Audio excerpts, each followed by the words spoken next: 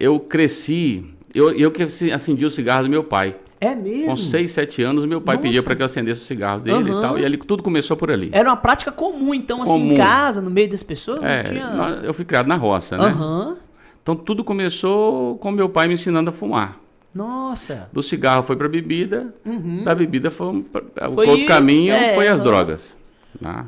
Quando eu vim para São Mateus, eu bebia, fumava e me drogava. Nossa! Quando eu entrei na Aracruz, eu fazia tudo isso. A mesma coisa. E foi ali que eu encontrei Jesus, né? Na Aracruz tinha muito torristas, né? Que eram os caras que ficavam em torres, vigiando faixa de fogo, né? Onde tinha fumaça e tal.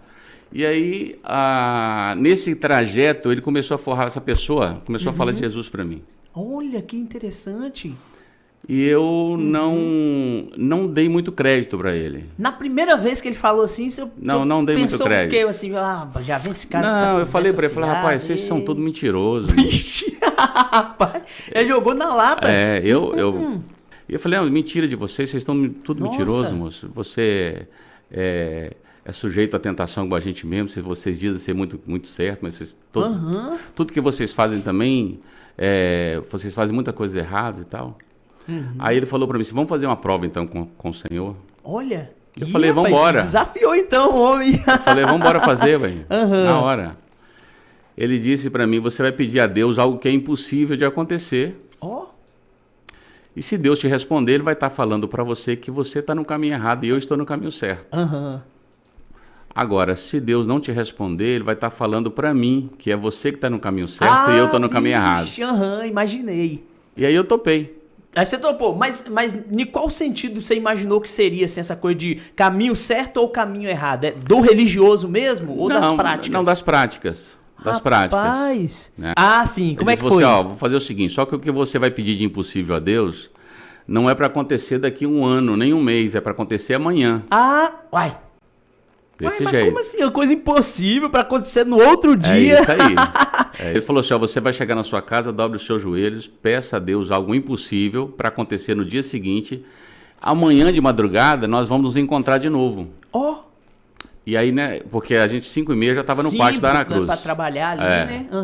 E aí você vai falar para mim se ele respondeu para você ou não. Eu falei, ok. Aí ele disse mais, ele disse assim, se Deus não te responder, eu vou botar fogo na minha Bíblia lá no pátio. Assim, ele plantou uma semente na minha mente, cara, que não saiu mais. Na realidade, eu queria provar que ele estava errado. Essa era a intenção. A intenção era fazer ele passar vergonha. Tá? Então comigo eu disse assim, eu vou fazer... Eu vou chegar, vou dobrar meu joelho, vou fazer tudo que ele queria. E eu sabia o que eu ia pedir, porque eu já estava mais de 10 anos viciado. Eu falei, então eu vou pedir a minha libertação. Eu quero amanhecer amanhã sem um vício nenhum. Algo que na sua concepção era impossível. Fumava desde os 6 anos de idade, 6, 7 anos. Rapaz. Bebia todo dia. E me drogava todo dia, 3, 4 vezes por dia. Eu não encontrei com ele de manhã no dia seguinte. Foi? E eu esqueci. Eu fiz a oração. Né? Só que no dia seguinte eu me esqueci da oração. Eu fui lembrar da oração, era 9 horas da manhã. Sim, amanheceu o dia e tal. Não encontrou com ele para ele te cobrar também? Nós não nos encontramos. Ele foi para um lado, eu fui para o outro. Quando deu 9 horas, eu lembrei da oração. Olha. Só que eu levantava de manhã, tomava um café, eu já ia trabalhar me drogando. No percurso da minha casa para o pátio, eu já ia me drogando. Nossa. Só que deu 9 horas da manhã, eu não tinha me drogado, nem tinha fumado um cigarro, eu não tinha feito nada. Esqueceu até disso também, já tava... Nada. Pela primeira vez em 10 anos... Sim, aquela rotina tinha sido quebrada. Exatamente.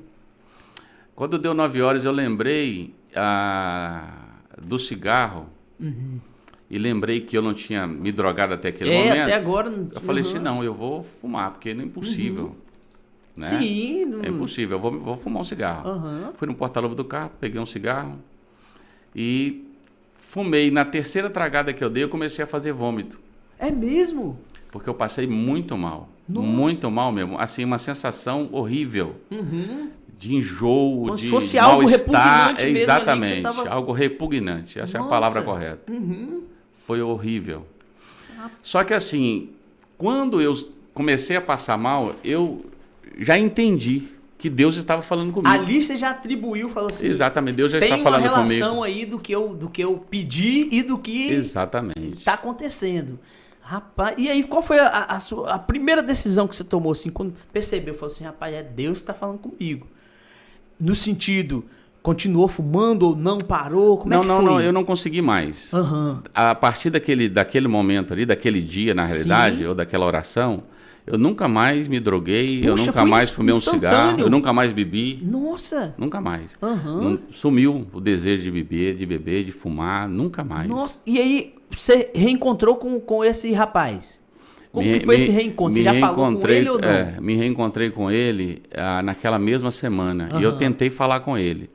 Assim, aconteceu um episódio interessante que quando eu percebi que Deus havia falado comigo, e eu estava livre de toda aquela, né, de toda aquela escravidão das drogas, eu tomei uma decisão, cara, eu vou ser crente. E já foi a decisão assim, exatamente, em conjunto, né? Já mudou, já não usar meu comportamento já mudou radicalmente.